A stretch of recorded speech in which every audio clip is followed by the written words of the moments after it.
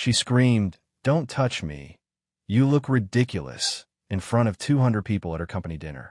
But when I found her secret phone and discovered she'd stolen $42,000 from our accounts, I realized the humiliation was just the beginning. My wife wasn't just cheating. She was running a con that went back years. And her boss's billionaire wife. She had plans of her own. My name is Damian Croft. I'm 43 years old. And this is the story of how my wife destroyed our life in the most public way possible, and how I finally found the strength to fight back. It was a Tuesday evening in March when everything fell apart. Megan's architecture firm was hosting their annual awards dinner at the Grandview Hotel downtown. She'd been talking about it for weeks, insisting I wear my best suit, reminding me to behave appropriately around her colleagues. I should have questioned what that meant, but I didn't. I just wanted to support my wife. The ballroom was packed with Portland's architectural elite. Crystal chandeliers, expensive wine, the works. Megan looked stunning in her black dress, the one she bought specifically for this event. I felt proud walking beside her, greeting her coworkers, playing the supportive husband role I perfected over the years. Everything seemed normal until dinner was served. I was sitting next to Megan, listening to her boss Xavier Blackwood give some speech about innovation and excellence. That's when I noticed Megan checking her phone constantly, smiling at messages I couldn't see. "Honey, who keeps texting you?" I asked quietly, reaching over to gently touch her hand. The reaction was explosive and immediate. Megan jerked her hand away like I'd burned her and stood up so fast her chair nearly toppled backward. "Don't touch me," she yelled, her voice carrying across the entire ballroom. "You look absolutely ridiculous sitting there acting like we're some happy couple." The room went dead silent. Every conversation stopped. Every head turned toward our table. I felt my face burning with embarrassment, but something inside me snapped into place instead of crumbling. I stood up slowly, looked her dead in the eye, and said clearly, "You know what, Megan? You're not worth this." Then I walked out. No dramatic scene, no shouting match. I just left her standing there in front of 200 people with her mouth hanging open. I drove straight home, but I didn't go inside her house. Instead, I sat in my truck in the driveway, hands shaking, trying to process what had just happened. 15 years of marriage, and my wife had just humiliated me in the most public way possible. But why? What had I done wrong? That's when I remembered Xavier Blackwood's face during Megan's outburst. He hadn't looked shocked or surprised. He'd looked guilty, and suddenly, pieces started falling into place.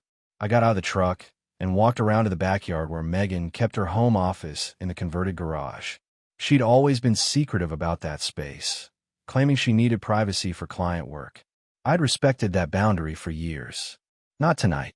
The spare key was exactly where Megan always kept it, under the fake rock beside her office door. My hands were trembling as I unlocked the door and stepped inside.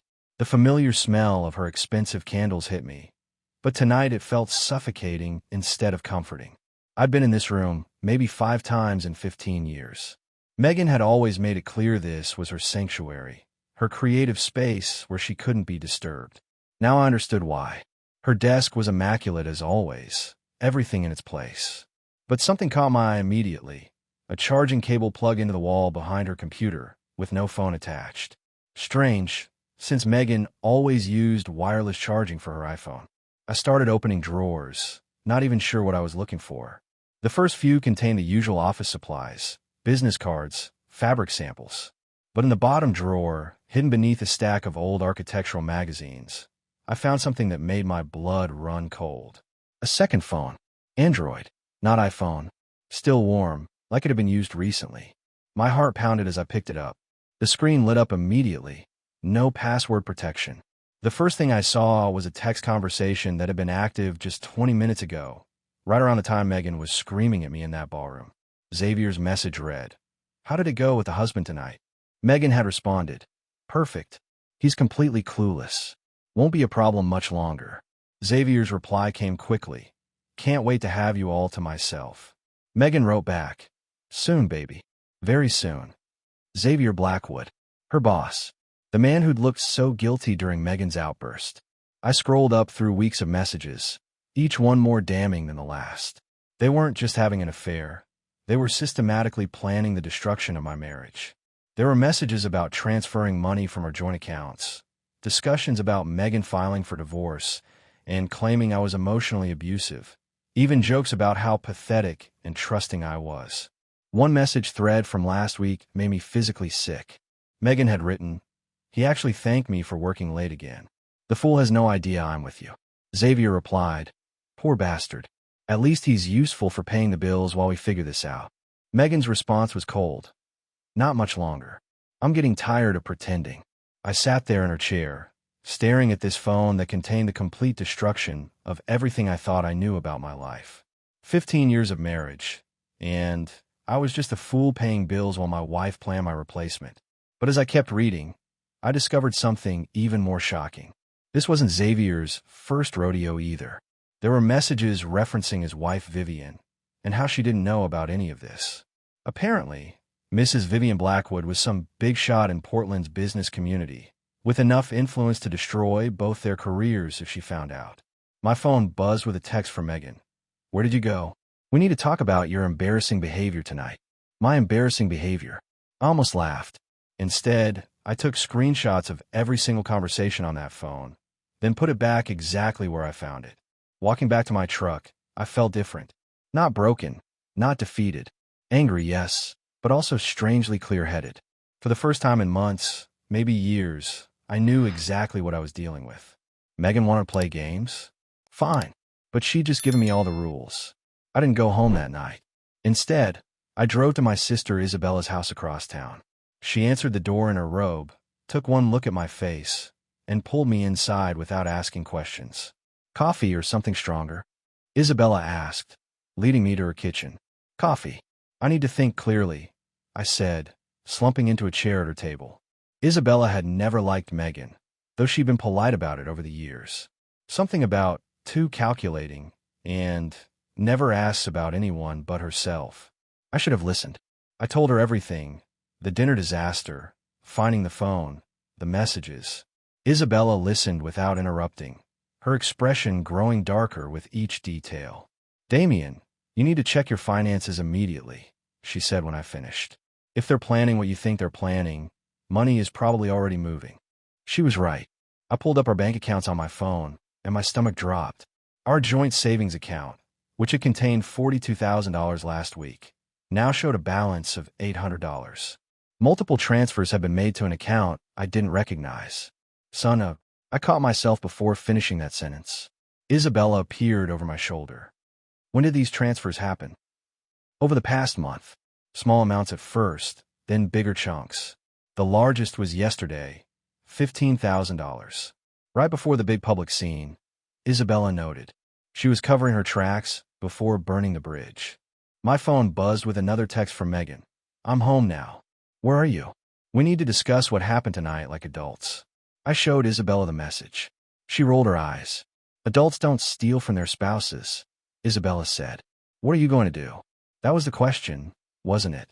The old Damien would have gone home, apologized for leaving the dinner, and tried to work things out. But the old Damien didn't know his wife was a thief and a cheater. "I'm going to fight back," I said, surprised by how steady my voice sounded. "But first, I need more information." I opened my laptop and started researching Xavier Blackwood and his wife Vivien. What I found was interesting. Vivien Blackwood wasn't just successful. She was Portland's most influential development consultant, with connections to city council and major construction projects. Her reputation was spotless, and according to several business articles, she was fiercely protective of both her marriage and her professional image. "She has no idea what her husband is doing," I told Isabella, "and if she found out, it would destroy both their careers." Isabella smiled grimly. "Sounds like leverage to me." I spent the night on Isabella's couch, planning my next moves. By morning, I had a strategy. Megan and Xavier thought they were playing a game where only they knew the rules. Time to change that. The next morning, Isabella made breakfast while I checked my phone. 17 missed calls from Megan, dozens of texts ranging from concerned to angry to manipulative. Her latest message read, "Damien, you're scaring me. Please come home so we can work this out. I love you." "Classic manipulation," Isabella said, reading over my shoulder. "Mom used the same tactics on Dad. That stopped me cold." Our mother had cheated on our father when Isabella and I were teenagers. The parallels were unsettling. Is that why you never trusted Megan? I asked. Isabella nodded. She has the same patterns. The secrecy, the sudden interest in appearance, the way she makes everything your fault. I've been waiting 15 years for this conversation. Why didn't you say something? Would you have listened? You were head over heels for her. Besides, I hoped I was wrong. I called in sick to work, which wasn't entirely a lie. I felt sick to my stomach about everything I discovered. Instead of going to the office, Isabella and I drove to the bank. The branch manager, Mrs. Rodriguez, knew me well. I've been banking there for over a decade. I need to understand these transfers from our joint account. I explained, showing her the statements. Mrs. Rodriguez pulled up our account history. These were all authorized with proper passwords and security questions. The receiving account belongs to Blackwood Holdings, LLC. Blackwood, Xavier's company. They weren't even trying to hide it. Can I freeze the account? I asked. You can freeze your access, but since it's a joint account, your wife can still access funds unless she agrees to the freeze or you file for legal separation. I thanked Mrs. Rodriguez and walked outside with Isabella. Legal separation, Isabella said. That's your next step. I'm not ready for that yet, I replied. I need to understand the full scope of what they're doing. My phone rang. Unknown number. Is this Damien Croft? The woman's voice was professional, confident. Yes, who's asking? My name is Vivien Blackwood. I believe we need to talk about our spouses. The line went quiet except for my heartbeat pounding in my ears. Xavier's wife knew. How did you get this number? I managed to ask. I have resources, Mr. Croft, and I have information I think you'll find very interesting. Can you meet me this afternoon? I looked at Isabella, who was listening intently. Where? I asked. Pioneer Courthouse Square. 2 o'clock. I'll be wearing a red coat and carrying a black briefcase. The line went dead. Isabella stared at me. This just got a lot more complicated, or a lot more interesting, I replied. For the first time since this nightmare began, I felt like I might not be fighting alone. Pioneer Courthouse Square was busy at 2 o'clock, filled with office workers on lunch breaks and tourists taking photos. I spotted Vivien Blackwood immediately, a striking woman in her early 40s wearing a red coat, sitting on a bench near the fountain with a black briefcase beside her. She looked exactly like the professional headshots I found online, but there was something harder in her expression, something cold and calculating that the camera hadn't captured. Mr. Croft, she said, standing as I approached. Thank you for coming. Mrs. Blackwood, I replied, shaking her off her hand. Her grip was firm, confident. Please, call me Vivien. After all, we're both dealing with the same problem. We sat on the bench, and she opened her briefcase, pulling out a manila folder.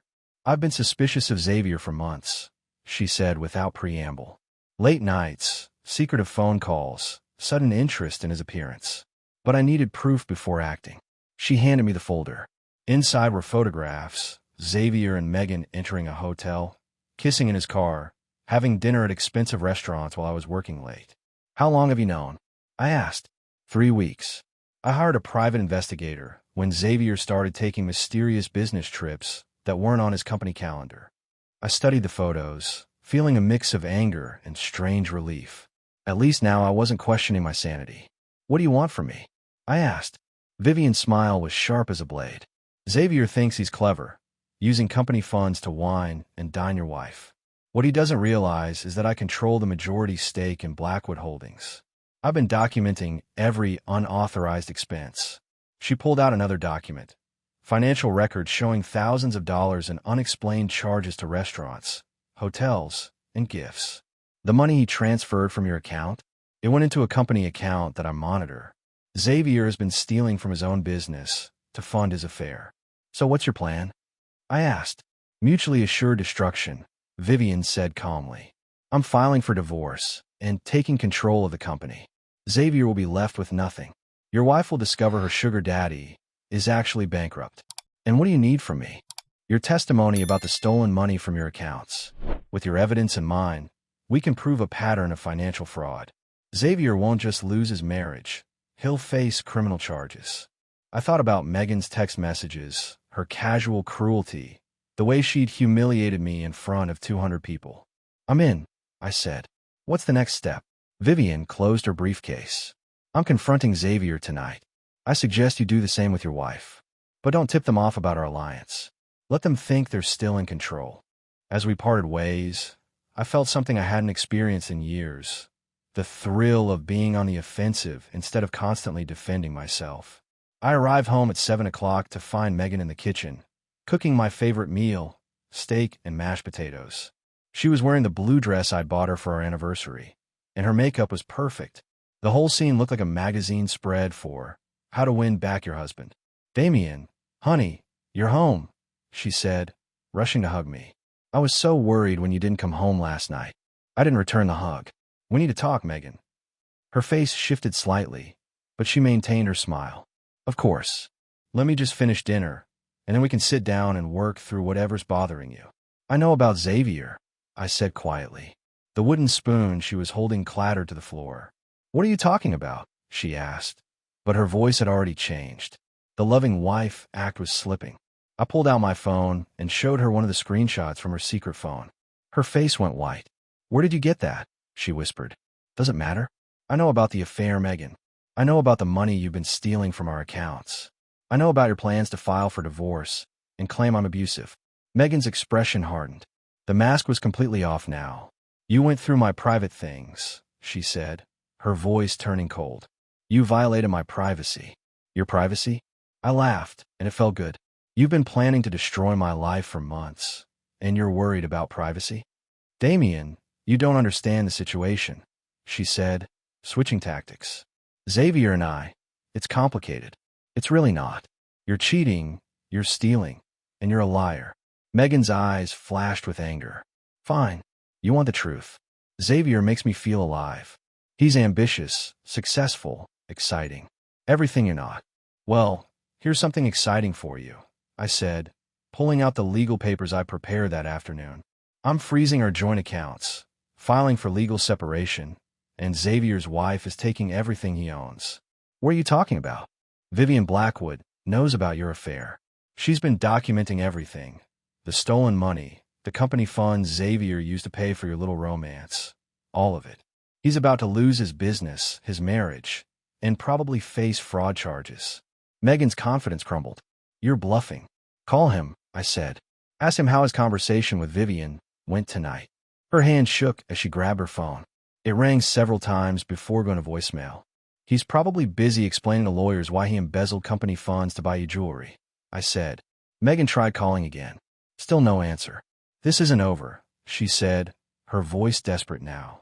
"You're right," I replied, walking toward the door. "It's just beginning. You wanted excitement. Congratulations. You're about to find out what it's like to lose everything."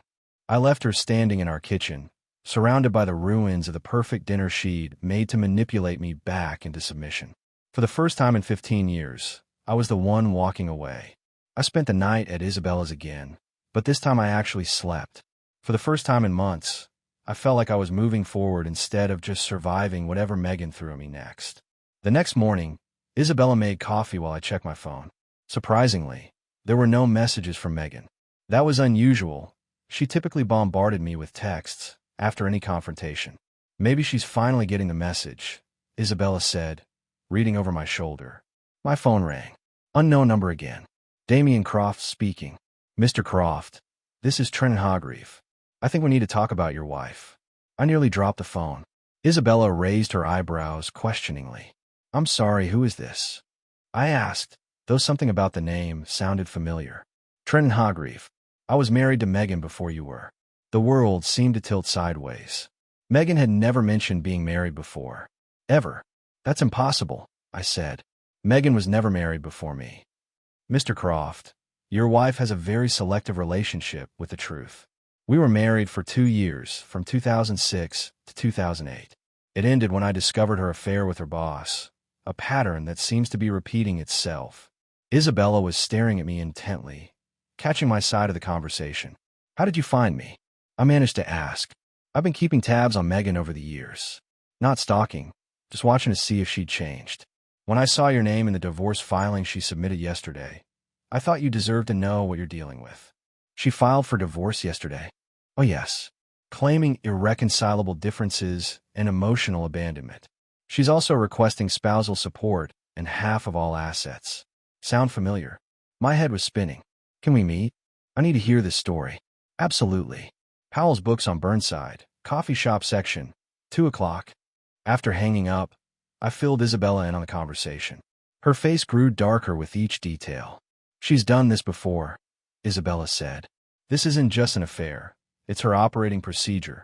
Why didn't she tell me about Trenton? Because then you'd know her pattern. Marry a stable guy, cheat with the boss, drain the accounts, file for divorce, move on to the next victim. The pieces were falling into place in the most horrifying way possible. But I also felt something else, validation.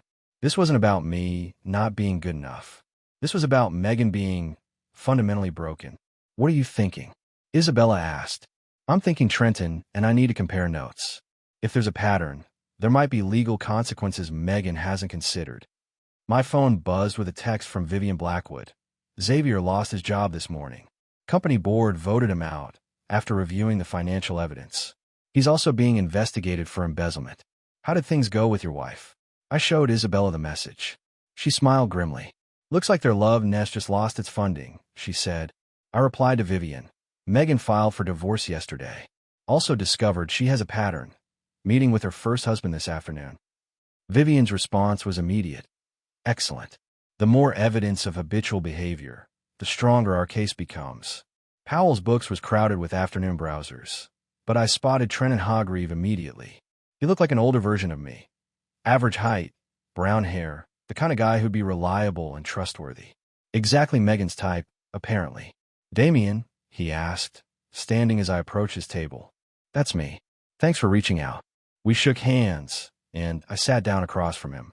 Up close, I could see the same wariness in his eyes that I'd been carrying for months. I'm sorry we're meeting under these circumstances, Trenton said, but I felt like you deserved to know what you're up against. Tell me about your marriage to Megan. Trenton sipped his coffee and looked out the window for a moment. We met in 2005.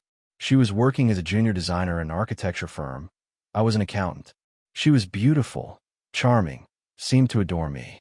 We got married after dating for 8 months. That sounds familiar, I said. The first year was great. Then she started working late, taking mysterious calls, becoming distant. I trusted her completely, made excuses for the changes in her behavior. Let me guess. She was having an affair with her boss.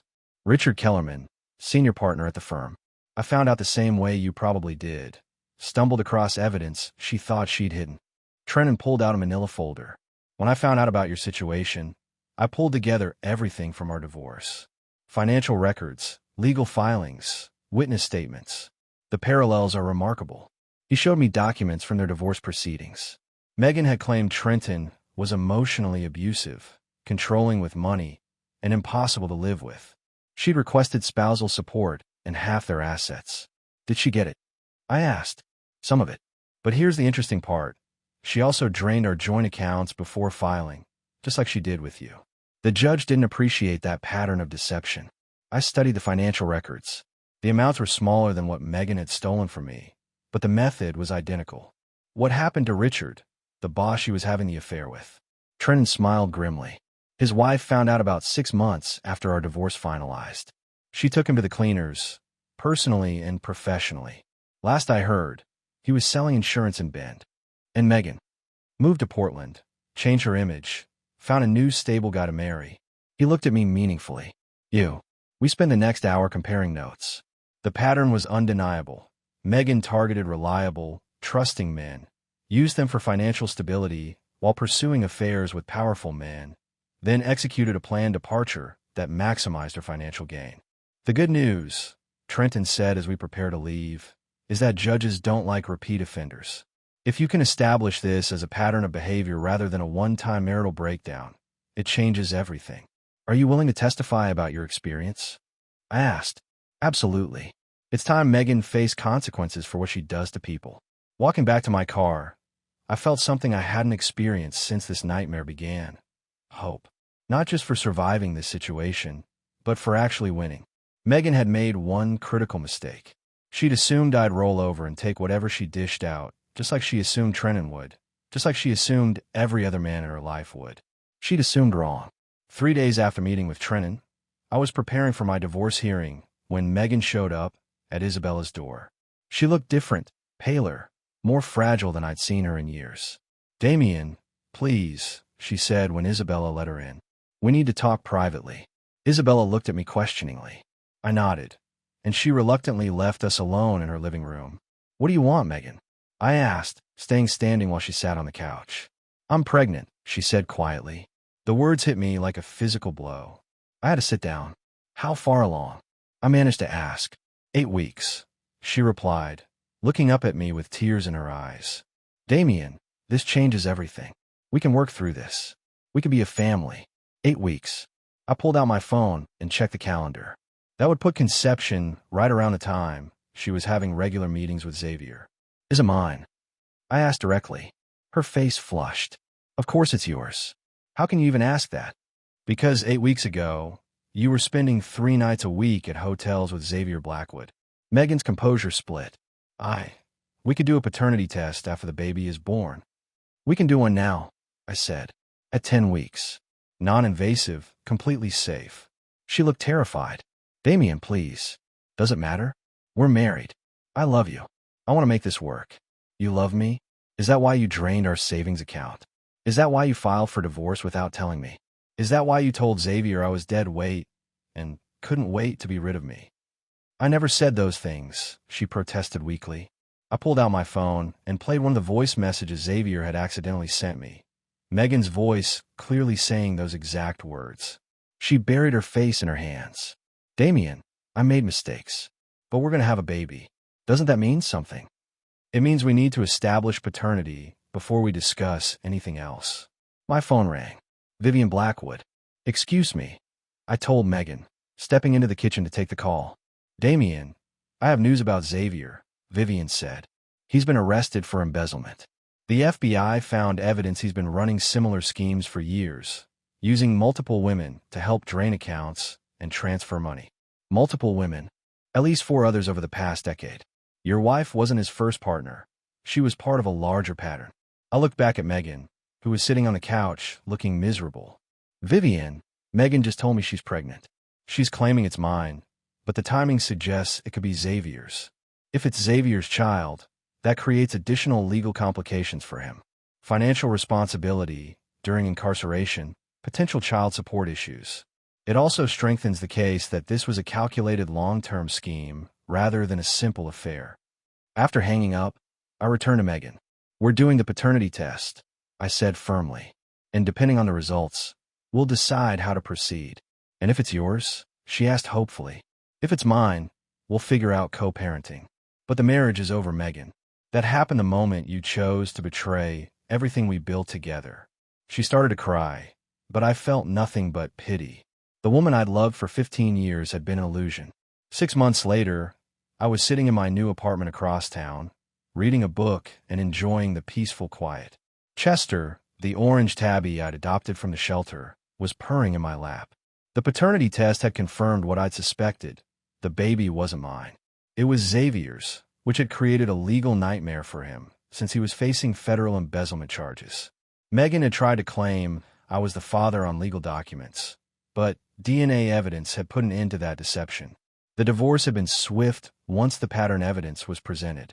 Trenton's testimony, combined with the financial fraud documentation and Xavier's arrest, had painted a clear picture of Megan's systematic approach to relationships. She'd received no spousal support and only a minimal asset split. The judge had been particularly unimpressed with her history of draining joint accounts. Xavier had been sentenced to 5 years in federal prison. Vivien had divorced him and taken control of their assets, as she planned. She'd also provided testimony that helped convict him on multiple fraud charges involving other victims. Megan had given birth to a daughter 3 months ago. Xavier would be paying child support from prison for a child he'd never get to know during her early years. Megan was working as a retail clerk, living in a small apartment, her dreams of wealth and excitement reduced to the reality of single motherhood with a convicted felon as her co-parent. I felt no satisfaction in her downfall, just relief that I was no longer part of her web of deception. Isabella knocked on my door, bringing dinner and updates on her latest relationship. "You look good, Damien," she said, setting bags of takeout on my small dining table. Healthier. More yourself. I feel like myself for the first time in years, I replied. Turns out when you stop walking on eggshells around someone, you remember who you actually are. Any thoughts about dating again? I scratched Chester behind the ears. Maybe someday. But right now, I'm enjoying learning to trust my instincts again. I ignored so many red flags with Megan because I wanted to believe in the illusion. And now I know the difference between love and manipulation. That's worth more than any relationship I lost. My phone buzzed with a text from an unknown number. Mr. Croft, this is Sarah Mitchell. I got your number from Trina Hogreef. I think I need to hear about your experience with Megan. Another victim reaching out. I've been getting calls like this for months. Apparently Megan's pattern went back further than any of us had realized. I replied, happy to help. Would you like to meet for coffee tomorrow? Isabella saw me typing and raised an eyebrow. Another one? Looks like it. Apparently helping other people avoid what I went through is becoming my mission. That's a good mission, Isabella said. Uses your experience for something positive. Looking around my modest apartment, nothing fancy but honest and peaceful, I realized she was right. I'd lost a marriage, but I'd gained something more valuable, the knowledge that I deserved better and the strength to demand it. Chester purred louder, and I smiled. Sometimes the best revenge is simply living well.